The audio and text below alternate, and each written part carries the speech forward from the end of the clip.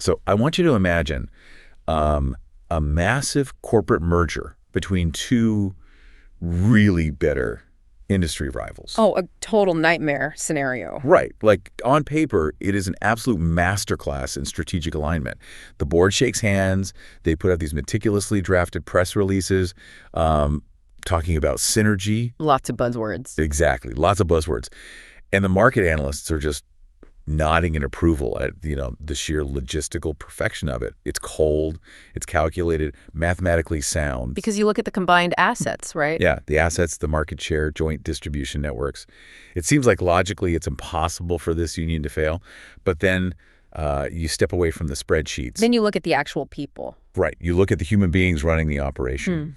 And you start to see, like, the side eye in the boardroom. Yeah. You notice the passive-aggressive emails. You hear the whispers in the break room about who is, really in charge. The ego starts showing. And suddenly you realize that all the strategic alignment in the world, it just cannot override the one variable that destroys more empires, corporate or political, than anything else, which is human ego. It really is the great unraveling force. I mean, when we analyze institutional power structures, there's this terrible tendency to view alliances purely through the lens of transactional logic. Like it's just a math problem. Exactly. We assume that because a partnership is mutually beneficial on paper, the individuals involved are just going to operate like rational machines. But they never do. No, never. Because power is never just about resource allocation. It's deeply personal. It's deeply territorial.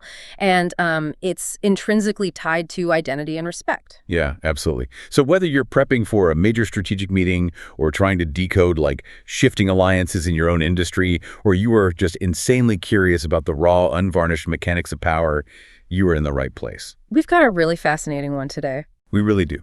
Today, we are taking a deep dive into a situation that perfectly illustrates this collision between, cold strategy and raw human emotion. We're looking at the spectacular, highly public, and honestly deeply bitter political divorce currently unfolding in Kenya between the Orange Democratic Movement, ODM, and the United Democratic Alliance, UDA.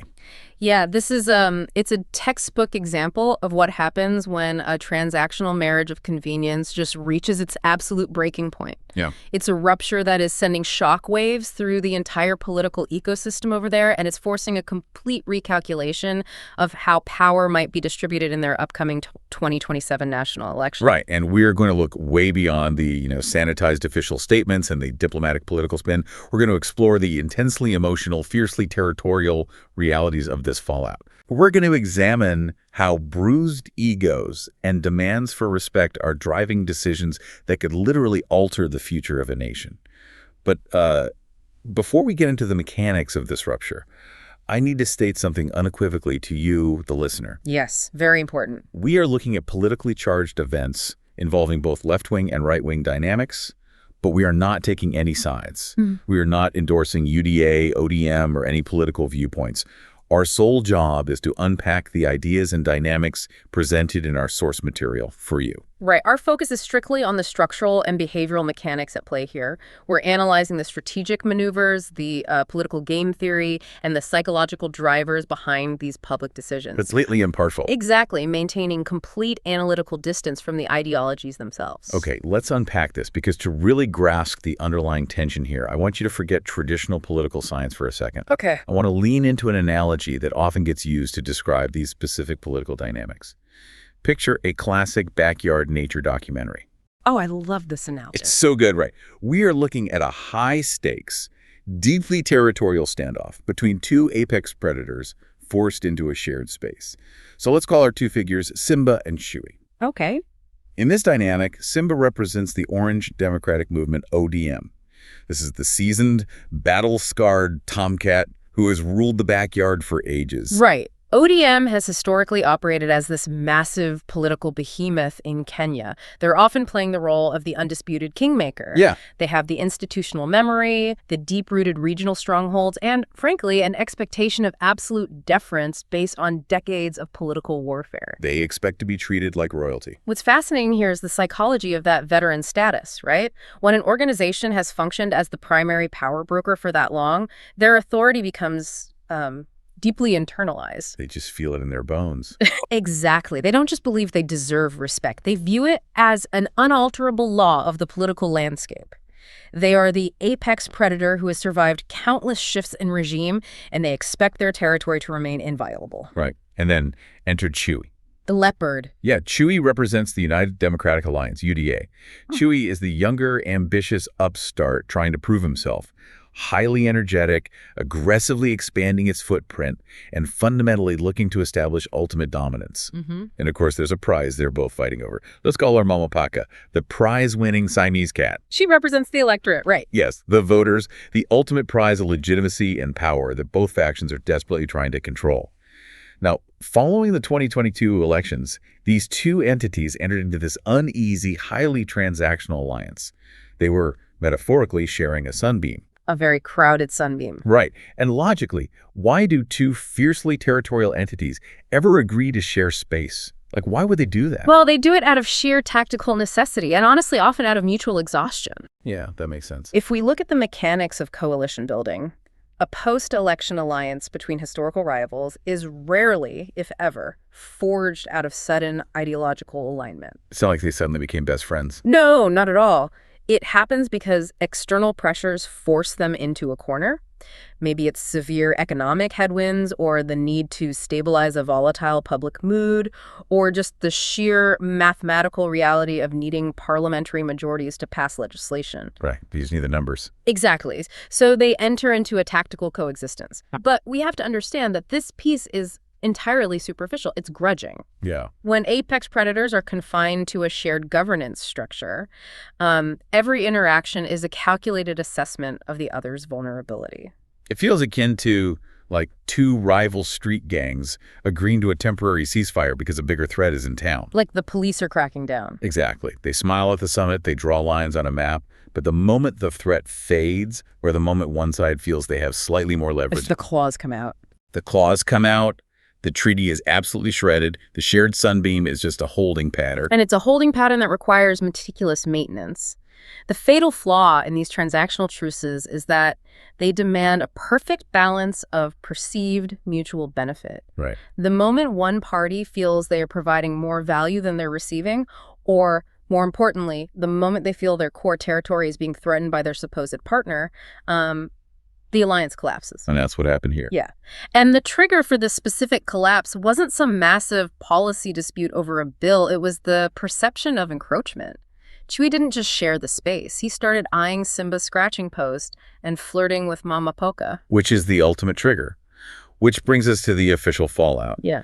Because that animalistic, territorial growl from Simba wasn't just metaphorical. It manifested into a very real, very harsh political decree. The sledgehammer. The sledgehammer directive, exactly.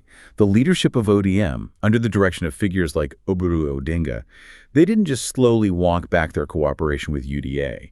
They initiated a sudden, brutal severing of ties. Yeah. They officially suspended all coalition talks regarding the 2027 elections with President William Ruto's UDA party.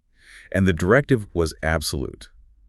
No member of ODM is to campaign for or support the re-election efforts of the UDA leadership. And we need to look really closely at the mechanism of that suspension. This was not a diplomatic pause. It was a categorical directive issued to the entire political apparatus of ODM. Right. In the context of Kenyan coalition politics, a directive of that magnitude completely rewires the parliamentary and grassroots expectations overnight. Wait, let me stop you there, because I'm trying to picture this on the ground.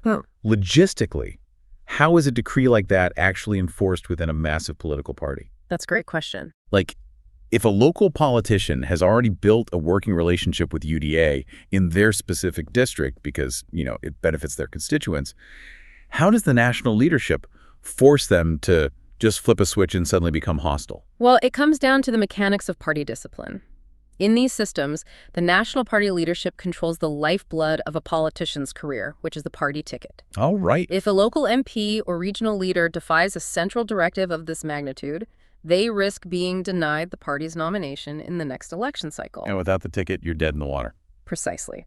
Furthermore, the central party controls campaign financing distributions, access to national rally platforms, committee assignments within Parliament. The decree works because the leadership holds the structural keys to political survival. Wow. By issuing a mandate that forbids campaigning for UDA, they are effectively threatening the political livelihood of any member who steps out of line. It enforces a hard geographical and ideological boundary. So it is essentially a scorched earth policy enforced from the top down. Yeah. It's like your ex not only dumping you, but telling all your mutual friends they have to unfollow you on social media or else. That's actually a very accurate comparison. But what I find incredibly revealing is the public relations spin used to cover up this messy, brutal breakup. The phrasing. Yes. The official party line justifying this sledgehammer of a directive was that ODM simply needed to, and this is popularize the outfit before any further talks could occur. Popularize the outfit. It is a masterclass in political code switching. It sounds so clinical, like they're just doing a routine brand audit or something. And that is exactly the intention. It's a highly sanitized, focus group-tested phrase designed to act as a structural shield. By framing the withdrawal as a need to popularize, the leadership is projecting an image of internal strength and strategic pivoting. Right, like we're just focusing on ourselves right now. Exactly. It suggests they're simply returning to their roots to build capacity. But beneath that clinical language, it's a deeply aggressive maneuver. It is the political equivalent of saying, your presence is actively damaging our brand equity, you're overstepping your bounds, and we are withdrawing our immense political capital until you recognize our true value. It's the classic, it's not you, it's me, breakup line, but deployed as a weapon. Yes. And it highlights the intensely transactional nature of that original post-2022 alliance. It was business, not affection. The leadership at the top recognized that the business deal was souring. The cold calculations. Right, lending their formidable political machine to UDA was yielding diminishing returns. Why act as a human shield from an administration if that administration is simultaneously attempting to undermine your authority in your own backyard? If we connect this to the bigger picture, it reveals how cold calculations are used to mask deeper vulnerabilities. High-level political leadership, they cannot afford to let UDA benefit from ODM stabilizing support while simultaneously preparing to replace them. All right, you're just funding your own replacement at that point. Yeah, exactly. The withdrawal is about stopping the bleeding of their own political capital. However, while the leadership uses clinical terms like popularization to maintain this veneer of strategic calculation, the actual engine driving this divorce, the reason the decree was so sudden and absolute, is entirely emotional. And that brings us to the emotional epicenter of this entire rupture. Beneath the strategic calculations, beneath the parliamentary maneuvers and the sanitized press releases, the primary driver of this explosive divorce is a profound, deeply felt sense of disrespect. Disrespect is the most volatile variable in the architecture of power, period. Yeah. When an entity that views itself as a historical kingmaker feels patronized, the reaction is never proportional. It is explosive. Our sources highlight a specific, incredibly loaded phrase that captures the essence of this grievance perfectly. The phrase is, CCCS Kariwenu. Right. Translating to, we are not your soldiers, or more accurately in this context, we are not your foot soldiers. So what does this all mean? When a political behemoth like ODM is forced to publicly declare, we are not your foot soldiers, that implies a complete breakdown of the perceived partnership. Absolutely. It tells me that behind closed doors, they felt they were being treated as subordinates, like they were expected to just fall in line, absorb the political damage of controversial governance decisions, and do the heavy lifting, all without being granted a seat at the head of the decision-making table. It speaks to the incredible danger of mismanaging the optics of a coalition. Yeah. In any alliance between a ruling party and an established historical powerhouse, the ruling party must constantly perform acts of deference. They must publicly acknowledge the veterans' influence. They have to kiss the ring. They have to kiss the ring. And when UDA, the younger upstart, failed to provide that deference, when they began treating ODM not as a co-architect of the nation's future, but merely as a utility to be managed, they crossed an invisible psychological line. But logically, why would UDA risk alienating such a massive partner? Like, surely they ran the numbers and realized that treating ODM like junior partners in a dance they invented would provoke a backlash. Is it just pure arrogance, or is there a strategic reason to try and diminish your allies' standing? This raises an important question about the life cycle of political dominance. For a new, ambitious party like UDA, long-term survival requires eventually absorbing or neutralizing the old guard. Oh, wow. Okay. They may have calculated that treating ODM as an equal partner indefinitely would only reinforce ODM's kingmaker status, making UDA perpetually dependent on them. So they had to test the fences. Exactly. By subtly patronizing them, by testing the boundaries of the alliance, UDA was likely attempting to slowly erode ODM's aura of invulnerability. They were trying to demonstrate to the electorate that the old lion was no longer dictating the terms of the savannah. But they miscalculated the reaction. Because instead of quietly accepting a diminished role, ODM just detonated the bridge. And this is where the psychology of power becomes so fascinating and dangerous. Can a political party ever truly recover its dignity once it feels it has been publicly patronized? Or is total war the only option left? If we connect this to the bigger picture, in politics, perception is reality. If you look weak, if you allow yourselves to be publicly patronized, you immediately begin to lose your psychological hold on your electorate. You lose your territory. Yeah, the voters smell blood. They absolutely do. If you embarrass a proud historical institution, they will engage in total war purely to reassert their dominance. They will risk their own strategic positioning just to prove they demand respect. Because a wounded ego is a structural liability. The CCCSKari Wenu sentiment is just a desperate, visceral cry for dignity and raw power. It's a refusal to be undervalued. And when that demand for respect isn't met at the national coalition level, the immediate instinct of the aggrieved party is to retreat to their core territory and fiercely pound what is unquestionably theirs. And speaking of territory, that introduces us to the fiercest defenders of ODM's political backyard. We are moving from the national philosophical debate about respect down to the absolute unforgiving reality of local strongholds. The protective cats of the party. Exactly. And the key concept here is zoning. Zoning is the ultimate expression of political territoriality. To understand the ferocity of this divorce, we must understand how zoning functions as both a defensive shield and a projection of absolute power. Let's define this clearly for the listener, because, wait, so functionally, how does zoning actually work? Like mechanically, because it sounds like drawing lines on a map, but the implications must be far more complex. It is much more complex. In the mechanics of Kenyan electoral strategy, zoning is a formalized agreement within a coalition that explicitly divides electoral territories to prevent self-cannibalization. Okay. Suppose you have two parties in an alliance. If both parties field candidates in the same constituency, they will split the allied voter base. Which means someone else could swoop in and win. Exactly. It potentially allows a rival from a completely different coalition to win the seat with a mere plurality. So zoning is the agreement that says, in Region X, Party A will be the exclusive representative of our coalition. Party B will not fund, endorse, or field a candidate there. Ah, so it's like establishing a monopoly. You're essentially telling the voters in that region, this is your only option from our side. Precisely. It secures guaranteed parliamentary seats without having to spend massive amounts of campaign resources fighting your own allies. But beyond the math, zoning is deeply tied to a party's historical identity. And this brings us to leaders like Homa Bay Governor Gladys Wanga. Here's where it gets really interesting. Because Governor Wanga's approach to managing ODM territory is not just administrative, it is fiercely protective. She is uncompromising. She really is. She isn't just playing defense, she is owning the game. She is the ultimate protective mother cat guarding her kittens from the encroaching Chewy. While the national leadership is using those sanitized terms like popularizing the outfit, Governor Wanga is holding up a giant, brutal, do not cross sign. Yeah. Her stance on zoning is that it must be a non-negotiable core condition of any future engagement with any political entity. Her rhetoric strips away all the diplomatic veneer. She is stating that the party's traditional strongholds are inviolable. And the emotional weight behind this stance is profound. The sentiment expressed by these regional leaders is, we fought for these seats, we bled for these constituencies. It's about legacy. Exactly. It's about preserving the literal soul of the ODM party under the legacy of figures like Oburu Odinga.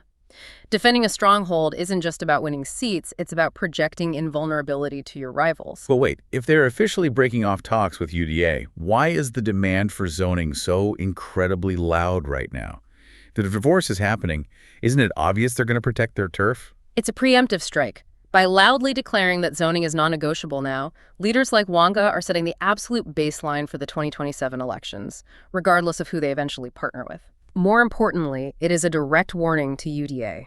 It is a way of saying, you may have disrespected us in the Capitol, But if you attempt to cross the border into our historical territories, you will face total political annihilation. And she is not the only one adopting this militant posture. We see the same ferocity from Alego Usonga MP Samuel Atandi.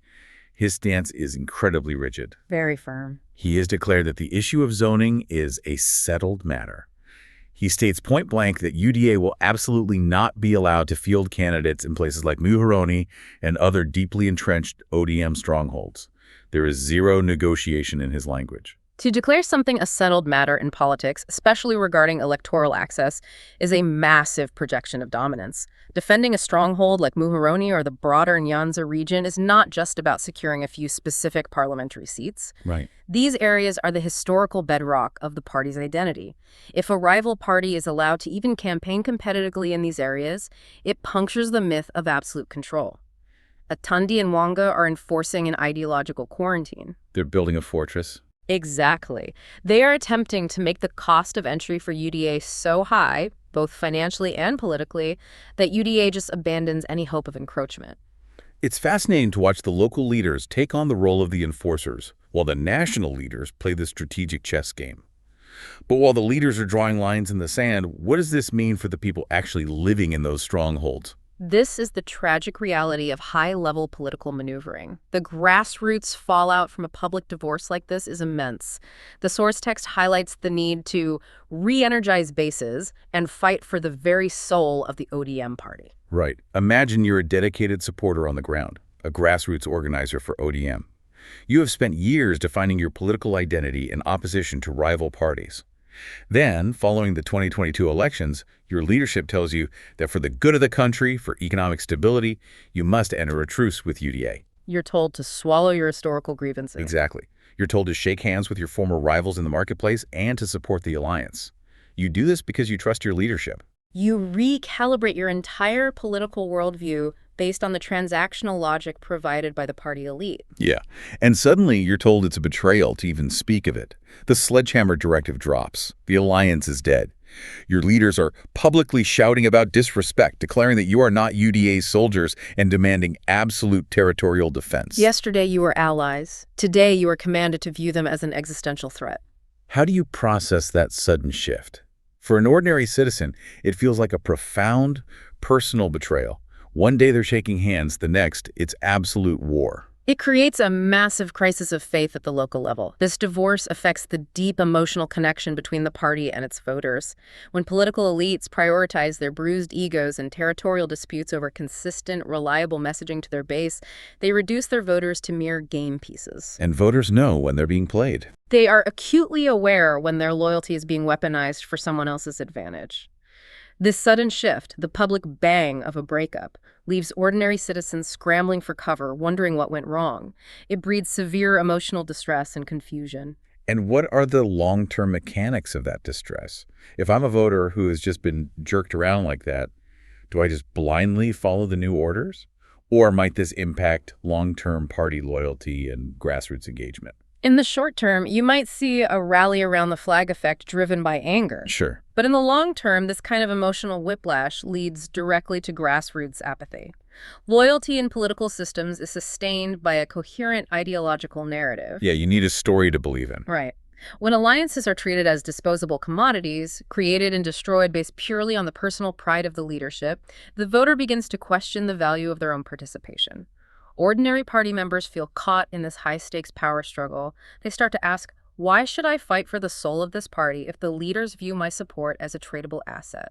It bankrupts the political capital at the lowest, most vital levels.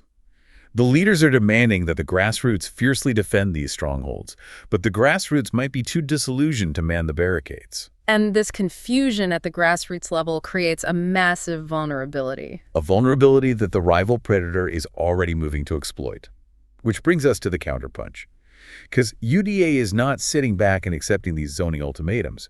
They are looking directly at the 2027 horizon, and their strategy is the exact opposite of deference. They are escalating the conflict. According to the strategic posturing we are seeing, UDA's response to ODM's strict territorial demands is essentially a full frontal assault.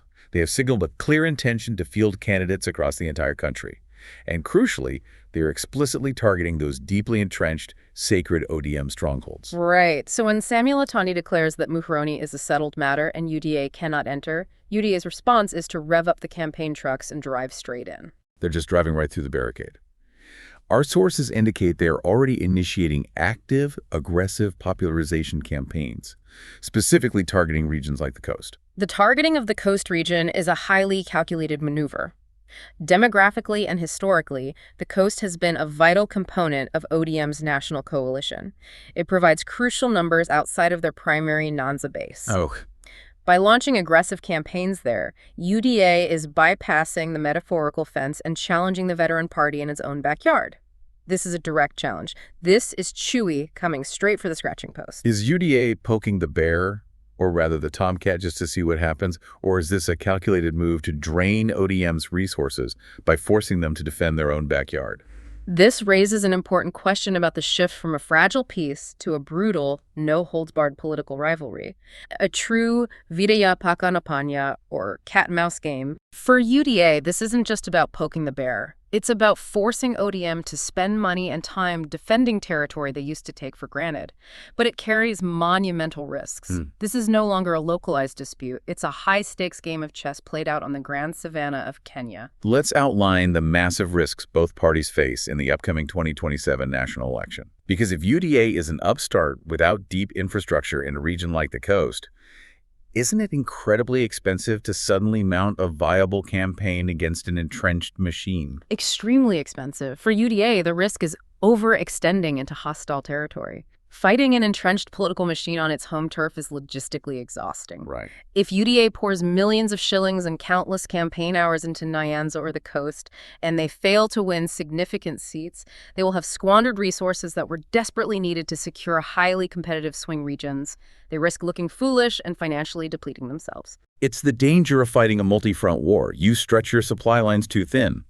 But the risk for ODM is arguably more existentially terrifying, right? Yeah. Because ODM has adopted this hyper-defensive, do not cross this line posture, so their entire brand is now tied to their invulnerability. Exactly. If leaders like Gladys Wanga declare that the strongholds are impenetrable, they set a standard of absolute perfection. Yeah. If UDA manages to crack even a single significant stronghold, if they flip a key seat in the coast region, or successfully plant a flag in Nyanza, ODM's entire projection of dominance shatters.